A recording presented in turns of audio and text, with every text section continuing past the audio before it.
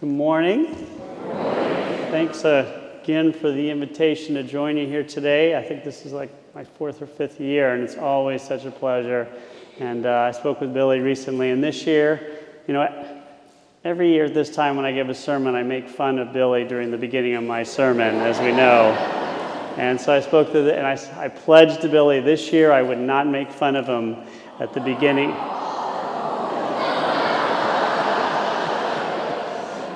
At the beginning of my sermon. So just to let you know that I keep my pledges. So many of you may know or may not that I have a beautiful young daughter. She is the most beautiful woman on planet Earth, just to let you know. And she is a really talented artist. It's quite amazing. I mean, you never know the skills that they're going to show. So, she names her works of art. Her latest work of art is really beautiful. It's called Long Lines on the Brand New Couch. And it's a really beautiful piece. It matches her last few pieces, long lines of color on the walls, long lines of color on Daddy's showcases, and her newest piece, which I call Rainbow Bright Amira, which is her name, who needs to take a bath right now. And so, it's amazing. If you didn't know, the greatest invention, by the way, in modern human times, and that is bathtub markers. It's amazing. You paint in the bathtub, it's genius, although her works in the bathtub are not nearly as valuable as her previous works because the long lines of color on the brand new couch has turned out to be very expensive, and I don't know, but not as expensive as the long lines on the wall, which is even more so. And I want you to know I wasn't equal to my daughter as an artist. By the way, my daughter has already, thank God, she's 2, has already decided to give up art for medical school, so I'm really happy about that. Yeah, so that's awesome. So I didn't show the talent my daughter has for art, but I was a pretty decent artist. I remember my favorite work when I was a kid was, and this is what I titled it. It was called Blue Clouds, Two-Dimensional House, Stick People, Brown Ground, Green Flowers, and Giant Patches of Uncolored White Area. And that was and I know it's a title filled with great yet subtle meaning, but it was an amazing piece that I did, and I look back at that piece and so many like it, and I say to myself, how could I do that? I was a child, I'm coloring, and yet I leave this entire space on the paper completely empty. You got the sky, and you got the ground, and white space in the middle with nothing there. It all looked normal to me back then, and I don't understand why. I understand now why my parents sent me to so many vision tests and all those therapy sessions. But I look back and I say to myself now, there are no white patches in the world. Everything is filled up. And it's amazing. As a child, I saw the world this way, and I can prove it too. The first law of thermodynamics states that energy can't be created or destroyed. It can only change forms. Now, unlike all of you, I have absolutely no idea what thermodynamics are and what it means, but I could have looked it up, but why bother? I have heard the word before. It sounds pretty impressive, so now I've just proven something to you, which I'm really appreciative of. But when it comes to religion, I can prove it as well, because the mystics say, and this is in the Kabbalah, which is Jewish mysticism, that God is everywhere and everything. And that in order for God to create us, God had to diminish God's self and fill that blank space with the universe we know. And that's where we are today. So in other words, the last time there was a blank space, a white space in the universe was in Genesis 1:1, where the translation I have says, when God began to create heaven and earth, the earth being unformed and void. So that was the last time in existence there was an actual void in the world. And since that time, there's never been one. And so when somebody says, is the glass half full or half empty, the answer is obvious. The answer is, the glass is always 100% full. It's never empty, and it's impossible for it to be empty. I don't know who created that statement or who patented it, but he or she was completely wrong. So I've proven to you scientifically and religiously that there are no white patches. Everything is full. The glass is always full. Then why then do I often feel such a void in my life if there are no voids in the world? It's impossible to have a void, yet why do I feel one? What I see people who are wealthy and seemingly have everything in the world commit suicide. Why so many people are so sad and distraught when they have so much? Why do we all feel there is a void when there is no such thing in the universe unless you were here on day one, and which most of us were not? So what are the voids we feel? I personally worry constantly about paying for my children to go to college and to medical school, both of them. I worry about my health because my family never had any. And I worry about my job and the strain of running 2 houses of worship. And that is really stressful for me, Mikveh Israel and Asbury. It's so hard. And these are real issues, but people who don't have these issues feel voids. People have good jobs and wonderful family and run their Methodist and Jewish house of worship perfectly, still feel the void. So what is the void? I don't know, but I have a guess. A friend of mine, Tom Kohler, many of you know, wrote an article, and he said, people are increasingly writing about the impact that a loss of community and connection is having in today's America. He quotes Senator Ben Sasse of Nebraska, argues in his book, Them, Why We Hate Each Other and How to Heal, it's not politics that's dividing Americans and bringing down them, it's loneliness. New York Times columnist David Brooks closes his November 29th column, It's Not the Economy, Stupid, by saying, it's not jobs, jobs, jobs anymore. It's relationships, relationships, relationships. Both mirror something our friend David Pitnoyeks has been saying for decades. Loneliness is the only disability. We are lonely. There is something missing in our lives. There is a void that creates an empty feeling, a white space that is perceived even though we know there are no white spaces. The glass is always 100% full, but in our world, we are taught that it isn't. We actually may be connected to our church, or if we're very lucky, our synagogue. But we feel distant sometimes. We may have a wonderful spouse and children, but we believe that we should have better ones, or worse, that I should have yours. We feel lonely for family and friends, even if we have them.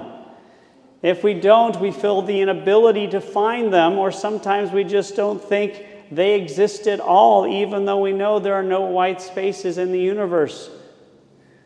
The irony here, though, is very clear. Using this quote by Eugene Borowitz, a wonderful Jewish scholar, he writes, we may feel we are alone, but if we were totally cut off from an awareness of what lies beyond, chances are we would be perfectly content. There would be no reason to question ourselves or our existence, no drive to continuously experience more. The void, or the perceived void, is cagey and ironic. We have to believe there is a higher power that connects us for us to believe that we are not connected. Because if we don't believe we're supposed to be connected, there are no issues. But we believe we are supposed to be connected, and that is the irony. We may believe in God, but we still feel that we're not connected to anybody, even though we know there is no white spaces. So there's a wonderful Orthodox woman named Shifra Hendry, and I hope I pronounced her name correctly, who said, in The Secret Void, the Kabbalah of self-discovery says, we are not cut off, even if we feel it, because there's always a glimmer of the infinite light from creation that surrounds and permeates each person who walks on this earth. This light is what gives us the profound sense there is something else out there. Only the something doesn't always feel like an actual something. It often feels like something is missing, a void. This void, she says, pulls us sometimes in the wrong direction. The direction of the bigger, the flashier toy. The direction of sadness or anxiety or depression or eating too much or drinking too much. Whatever it takes to avoid facing the threatening insubstantiability of it all. The idea of God is very complicated. God says we're connected. It says it in the Bible. You should read it once in a while. It's a fabulous book. But we still don't feel connected because we know we should. So what is the answer? Obviously, more God. I'm a rabbi in a church. Do not say that I did not say the first answer is God. That is always the first answer. But how can I be more specific? Well, first of all, in the realm of science, a question may be asked and an answer given according to Abraham Joshua Heschel. One answer for all humankind. That's science. In the realm of religion, the question must be faced and the answer given in every individual soul. So there's not one right answer on how to fill the perceived void. So we have to find it ourselves. What is the single best way to fill the perceived void in our life? It's so obvious. Wow moments. That is number one. That is the number one way to do it.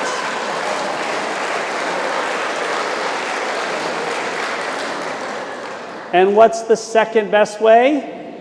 Wow moments too. That's the second best way, which you can find on Barnes & Noble website, at Amazon. And if you buy it on Amazon and write this code phrase, you get 15% off.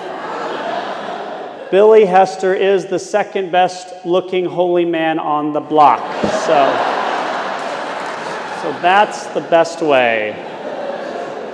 But there are other ways to fill the void of loneliness that is perceived. I asked my wife a question the other day. We're talking about being honest, and I asked her, have I ever lied to you? And she looked me straight in the face and said, I've never caught you in a lie. I'm not sure if she understood the double meaning of her answer, but possibly. How do we solve the puzzle of the void that isn't a void? Henry adds, but as uncomfortable and threatening as it can feel, if you are willing to face the discomfort, to stop running and listen, you can begin to explore the secret of the void, to expand your ability to see and hear things that lie outside your normal range.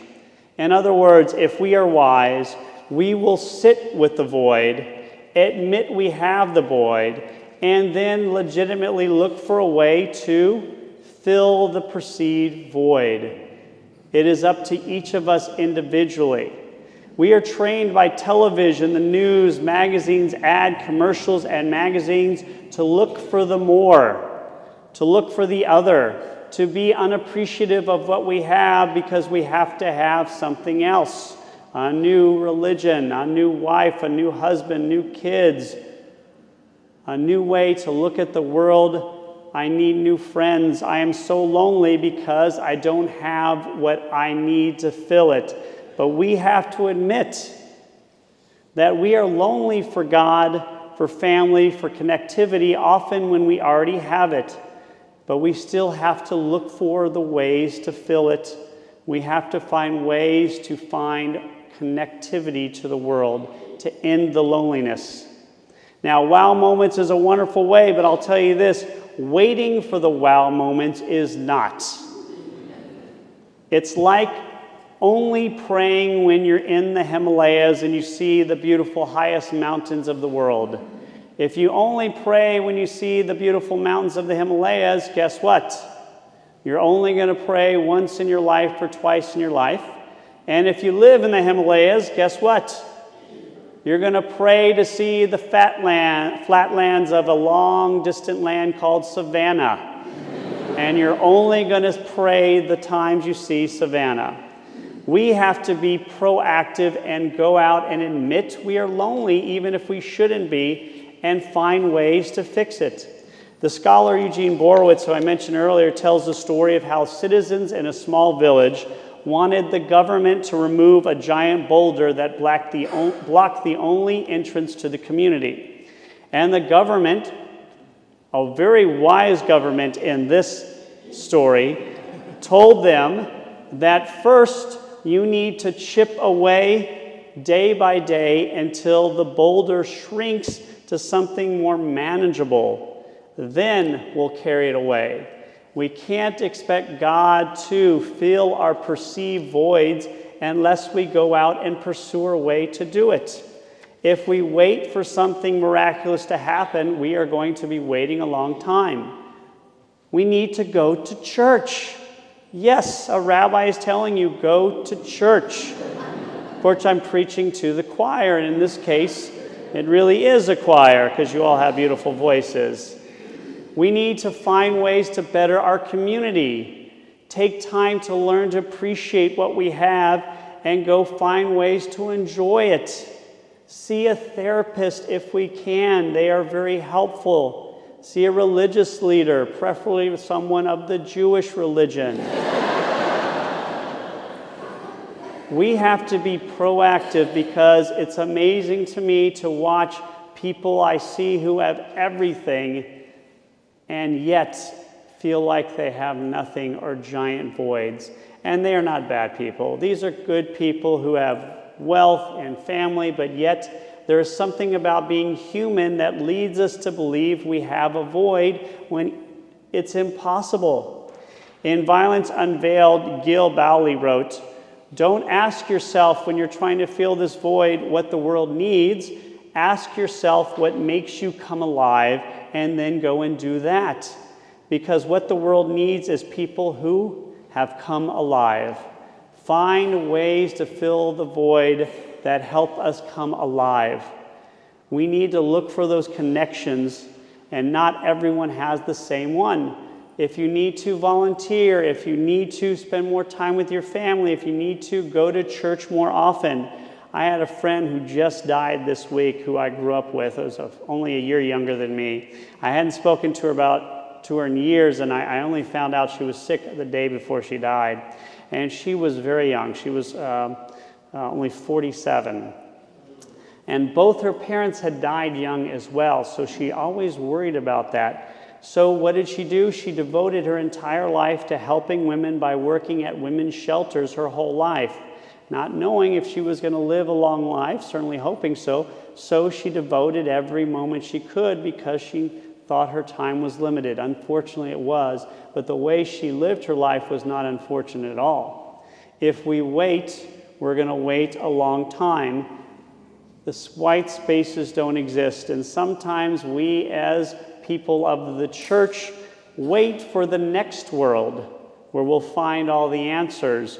Well, that is a mistake, because I believe God wants us to chip away at the boulder in this world, and then maybe God will then help us find the answers. It's coincidental that on Yom Kippur, which is a holiday coming up, I know where a lot of my congregants are here today, so they, of course, will not have to come to Yom Kippur services because this is my Yom Kippur sermon that I'm practicing on you. I wouldn't say guinea pigs because they're not kosher, but that's pretty much what we have here. So on Yom Kippur, we recite a prayer using language that reminds me of what I just spoke about. It says, at this time of year, which is the Day of Atonement, let all our vows and oaths, all the promises we make and the obligations we incur to you, O God, between this Yom Kippur and the next, be null and void. Should we, after honest effort, find ourselves unable to fulfill them, then may we be absolved of them. We ask God to make the issues that are weighing us down in life disappear, make them null and void. In other words, we ask God to make our perceived voids null and void. Now, this is an unfinished High Holiday sermon because I'm not sure about all the answers, and I think I need assistance. So if you have any answers as how we fill the perceived void, please tell me instead of Billy. And then I may even use them in my High Holiday sermon in Mikveh Israel. And as I approach the Day of Atonement, and honesty is the best policy, I want to tell you that I will give you absolutely no credit whatsoever in that sermon. But again, it's Yom Kippur. I'll be absolved. So today I'm getting a little more esoteric than I usually am because sometimes I feel lonely and I think about it because I have a beautiful wife, a wonderful baby, another baby on the way, and it's all so exciting to me. So I wonder myself, how can I feel a void when I have more than I could have ever asked for in life? And the answer is I'm human, and we all have the perceived voids in our lives. And that doesn't mean they're not real, because if we perceive them, they are. But I ask us this year to be a little more proactive. First, by honestly asking ourselves, what is the perceived void? What is that white space? Trying to determine what it is, and then going out and doing everything we can to fill it. And that means coming here, going somewhere else, doing whatever you can, because we only have one life as far as we know. Some of them are longer, some of them are unfortunately shorter, but it's incumbent on us that we don't wait to fulfill our dreams, that we don't wait to fill in the perceived void. So I want to wish us all the best for the Jewish New Year. I hope to see many of you in our High Holiday services. And if you don't come, that's okay. I will just make you feel guilty for the year. May God give us the opportunity to make all of those perceived voids void in our lives. Amen, and thank you again.